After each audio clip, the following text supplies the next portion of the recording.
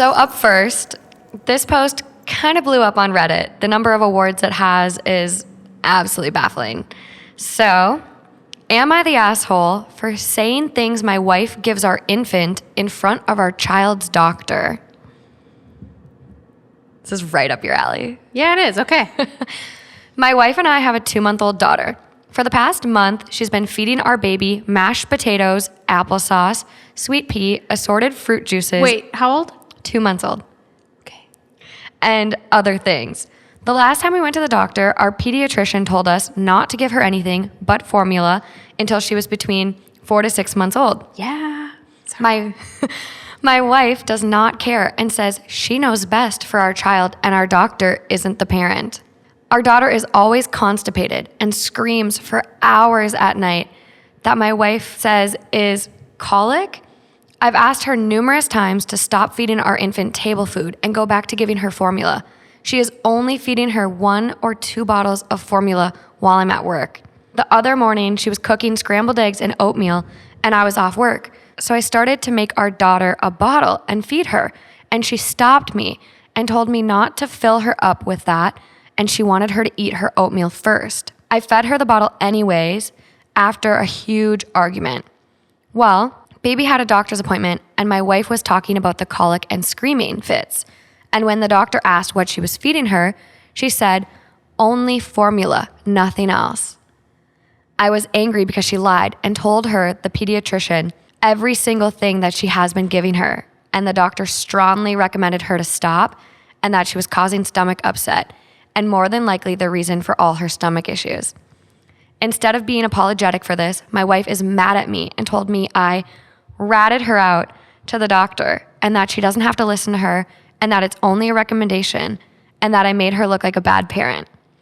I tell her what a selfish little twat she was being, and now she wants me to go stay with my parents until she forgives me and asks me to come home. Am I the asshole here? Maybe I shouldn't have flew mad at her and said some of the things I did. Maybe I should apologize to my wife. Oh my gosh, this is really hard, but my gut instinct here is like, no, don't do it. Don't give the baby all these foods. Food before 1 is mostly for fun. Yeah. Mostly for fun. Well, and that's the infant-led weaning. That was like their main quote when I learned about that. Yeah. It's like you start introducing foods at like 4 to 6 months? So I really push for the 6-month mark. Okay. I think formula or breast milk exclusively, personally, until 6 months. There Yeah. are parents that choose to start around the 4-month mark. And I also have heard different cultures, different people. You know, a lot of times our parents or people just do what their parents did. And if their parents started solids earlier, then that's kind of what they lean to.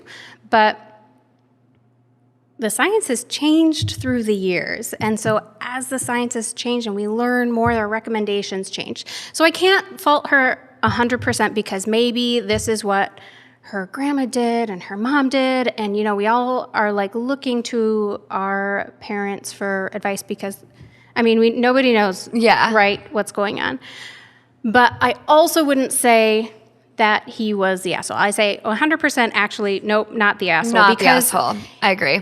He is also this child's parent. And if he clearly has concerns, then that really should be brought up. And he should voice his concerns to say, okay, what is the current recommendations? What should we be doing? And yeah, I don't think he's... Couldn't this cause like potentially like some long-term stomach issues for this kiddo too?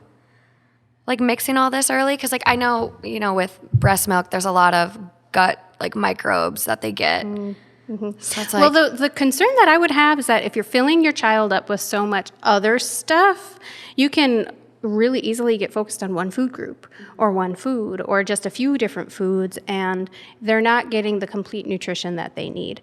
Formula, breast milk, they are designed to fulfill kids' needs. Mm-hmm. And so if you're filling them up with other things, then they're not going to get like all the vitamins, the minerals that they truly need, and cause some stomach upset for this poor little kid. I mean, this poor little kid is having issues. I know. So if you're having issues, then, you know, you might want to do something different. But here's one thing.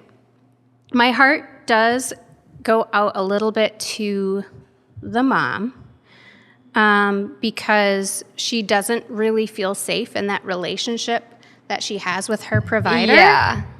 So she doesn't feel like she can be honest and get the best recommendations because any good medical provider, we know that we are here to provide you with the current recommendations, the current knowledge, the current guidelines, and we know ultimately it is up to you to make your decisions for your health. Mm-hmm. But we can't do that if we don't know the true information. So like I encourage everybody, just be honest with your provider. That's the best advice, honestly. Also, like, dealing with a colicky baby. Yeah. I was so colicky, and the horror stories my mom tells me. Why would you want to give yourself and your child more issues? Don't you want an easy infancy and your baby sleeping through the night? Well, ultimately, I have to believe that, parents in general, they are truly trying to do the best for their kiddos. Mm-hmm. So I believe that that's what this mom really, truly thinks, that she's doing the best for her kiddos. Yeah, not the best info or the best judgment. She just needs a little education. And so I actually applaud that dad if he's like, dude, something's not right here. What can we do different to really bring that up? I wouldn't and I get, it's her decision and everything, but I wouldn't trust leaving the baby completely with her for if you were to get kicked out like she wants and go stay at his parents.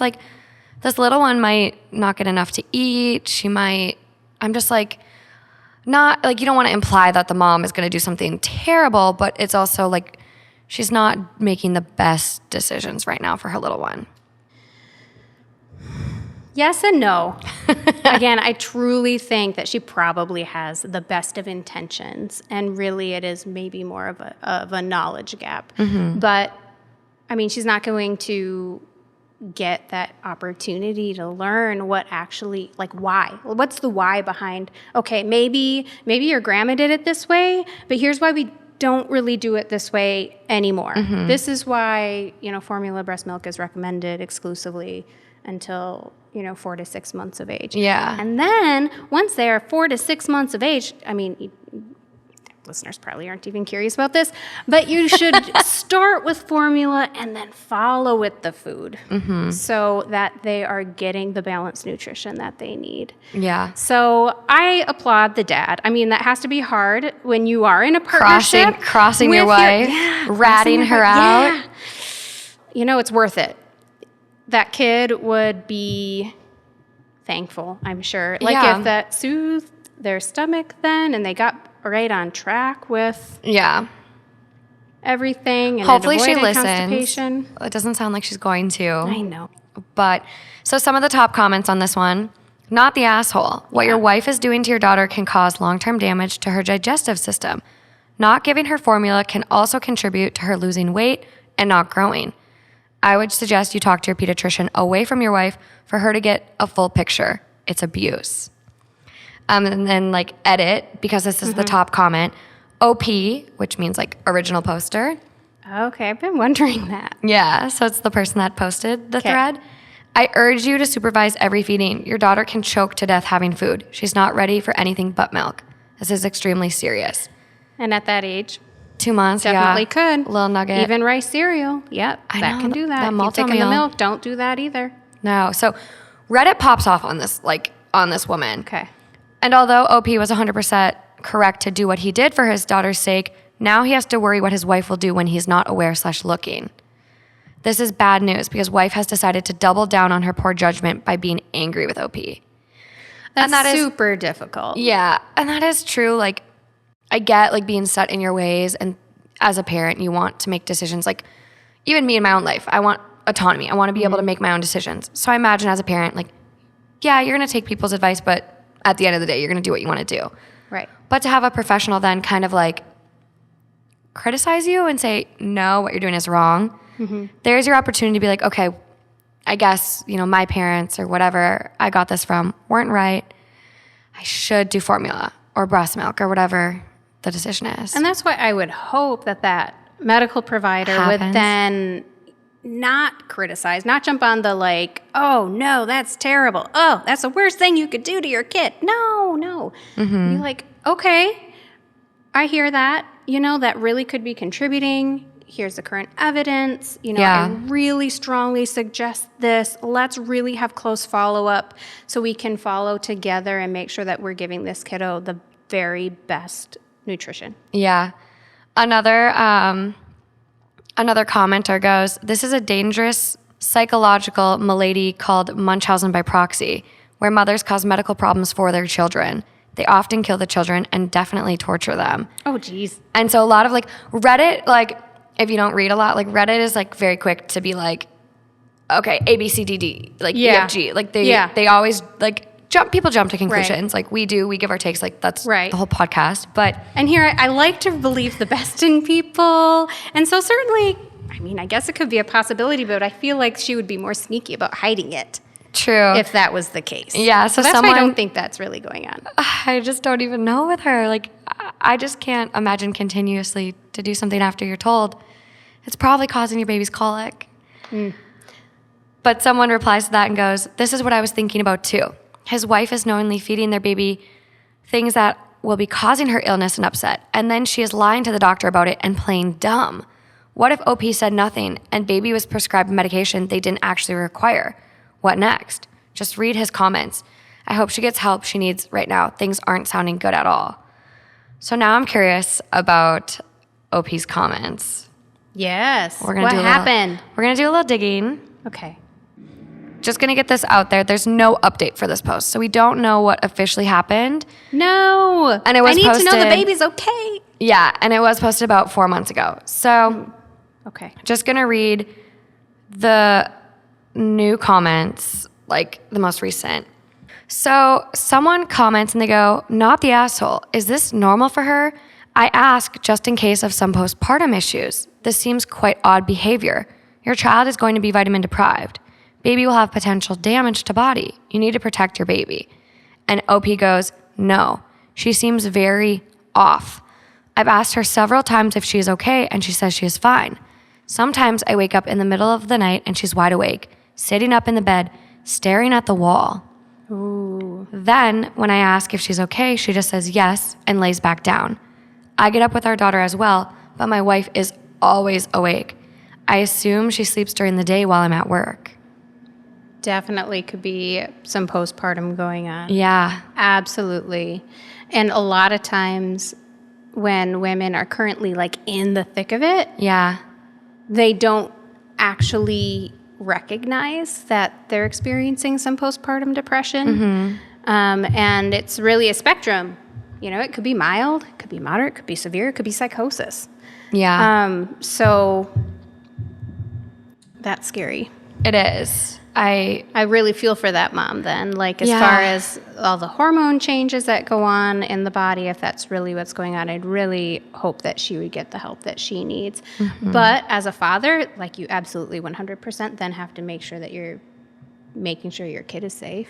Yeah, and then, so someone replies, oh wow, that's really scary. She needs to see a doctor of her own. Do not leave the baby alone with her right now. If she has a postpartum disorder, it isn't her fault, but it is her and your responsibility. Both she and the baby need help, and you're the only one who can help. OP replies, new development with her. I found her sitting in the bathroom floor, and I told her I'm planning on packing to go to my mom's. Told her I was taking the baby with me, and she freaked out and said I was going to cause her to die because she needs the baby to be with her. I asked her if she would go see a doctor in the next few days while the baby and I are visiting my parents. I told her I wouldn't tell them that we had a fight and that after she talks to someone and realizes what she is doing, then we will come home. She started saying crazy things that my parents will try and take custody of the baby, or if she tells the doctor her thoughts, they will take the baby, and that she can't be honest. She loves the baby so much and is afraid they will take her away. What do I do aside from taking my daughter to my mother's? See, that is, she 100% then has postpartum depression, very severely. Yeah. Because, she truly does have that fear and that love for that child, but at the same time, she doesn't know how to help herself. Yeah. So I would say he needs to, deliver that baby to his parents where that baby is safe, and he needs to be with his wife and support his wife 100% and bring her physically to the doctor. And if not to the doctor, then to the ER. Yeah, you can do a psych hold from the ER. Yeah. Which, like, it's very, as like a medical scribe, I used to be in the room when the psych holds like were brought in, and we took down all their history and everything. And for some, it's very traumatic, but then for some, it's very like, you don't have that responsibility anymore. the weight is taken off. Well, and here's part of the thing, like after you have the baby, everybody is all about the baby, which is wonderful. You love your baby, grandma loves the baby, the husband loves, everybody loves the baby. But then you forget that this mom has kind of been through this traumatic event. Her hormones are all over the place. And especially, I think, in first, I don't know if they mentioned that this is their first child, but it sounds like it probably is. It sounds like it is. First baby, she's lost her sense of freedom, her sense of identity. She's gone from this single female who has all this freedom to, okay, now I'm a mother and I have to be here 100% of the time. Or, maybe she tried, we don't know if she tried breastfeeding, if that was like part of the plan or not. And if maybe she's work. Now formula feeding now, like, does she feel some feelings about that? That's a good point, because if she tried breastfeeding and couldn't produce milk, or it just didn't work with her and the baby latching, she could be having a lot of guilt about that, and that's why she's trying to push the food. I mean, it's so complex. So complex. Such a complex There's so situation. many factors that could be causing this for her. Yeah. So I feel for both of them. I think it's tough. So tough. Yeah, we never really heard her why she's pushing the food. No, and I guess we should fill everyone in. You have 2 kiddos. I do, yeah. Yes. So Amy is like, she's been through this. She's got experienced parenting. Yeah. Good to fill everyone in. Yeah, I have a 2-year-old and a 4-year-old, and parenting is a wild ride. Yeah, it is definitely a wild ride. Do you want to share any of your postpartum experience? Don't feel like you need to. You're welcome to. If not, we'll move along. So, I mean, there are so many avenues that we could take to talk about it. I know. I like to be open because I think that it's not really talked about enough on an open, shame-free, guilt-free platform. Kind of what I was talking about with OP, that was a little bit my experience of, okay, first baby comes along. Well, first, while you're pregnant, I don't know about anybody else, but I didn't love being pregnant, but I've always had like body issues, like so many women have growing up in, this Western culture. Yeah. I feel that. But when you're pregnant, everybody's like, oh my God, you're glowing. You're beautiful. Can I feel your belly? It's so beautiful. You look so great. Oh my God. And I'm like, heck yes, absolutely. I do look fantastic. I love this belly. I do look wonderful in these maternity clothes. Hey, it's a great reason to wear a tight, maxi dress and not have to suck in. Absolutely. Like, hey, the first time my extra weight was cool. Yeah. So then you deliver the baby comes home with you, and your body is 100% completely different. So you still look pregnant after you deliver the baby.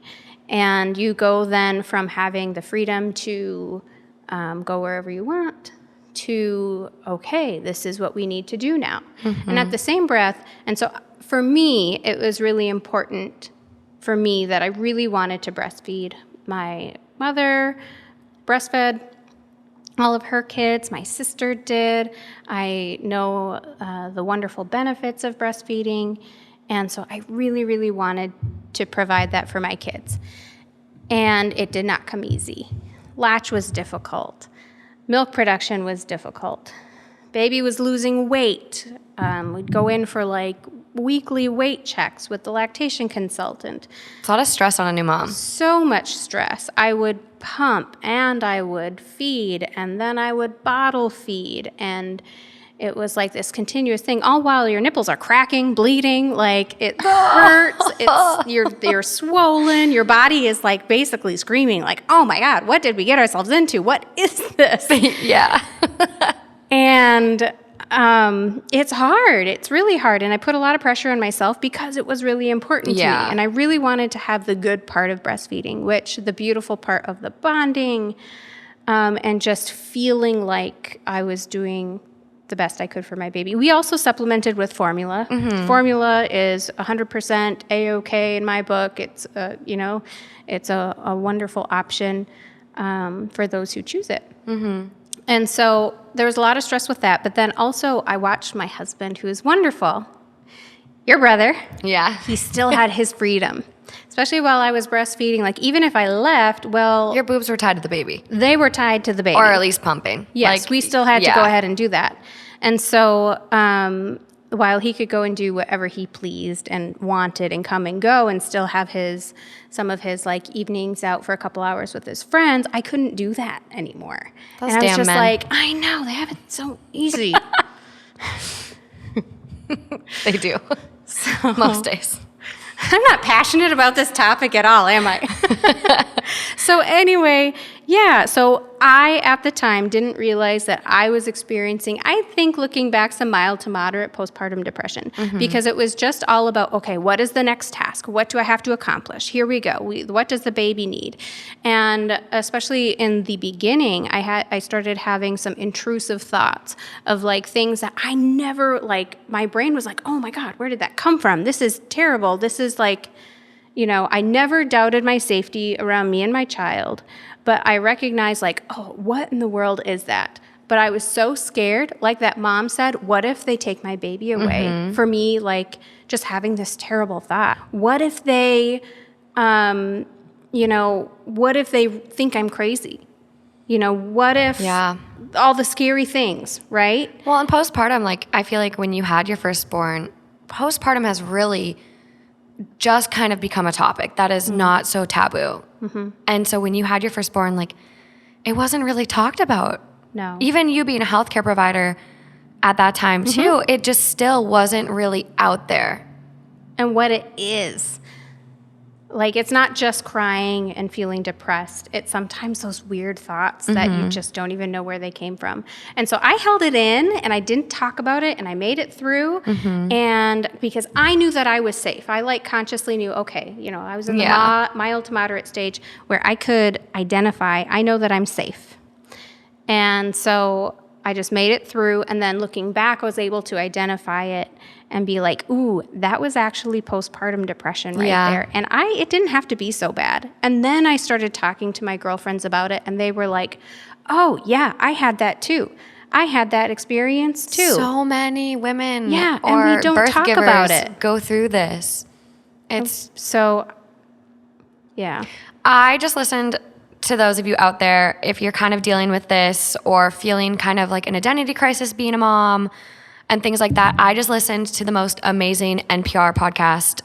NPR puts on this other show called Life Kit, and they have an episode geared specifically towards like this whole thing of like being a mom, shifting friend groups, and like having people that you can still find support with, postpartum, and all of that. So I'll definitely post a link on the YouTube and as well as some other resources. That. Thank you, Morgan. Yeah, and if you are a new mom, something I learned in the Life Kit episode was that like PMADs, the perinatal mood and anxiety disorders, you can't officially diagnose those until after about 3 weeks, because it's like at that time there's still such an influx and the hormone imbalance still. So if you are a new mom and struggling, just know absolutely reach out. There is help. It doesn't have to be so hard. It doesn't. It doesn't have to be so hard. No, and dads can be affected as well. I think that was like an interesting thing I've learned recently is that fathers can be affected by postpartum depression as well. Oh, I'm sure.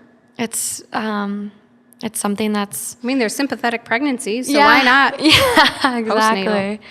Yeah, so I'll make sure that some resources get posted, but just know you are not alone, and there's some great communities out there if you do need some help.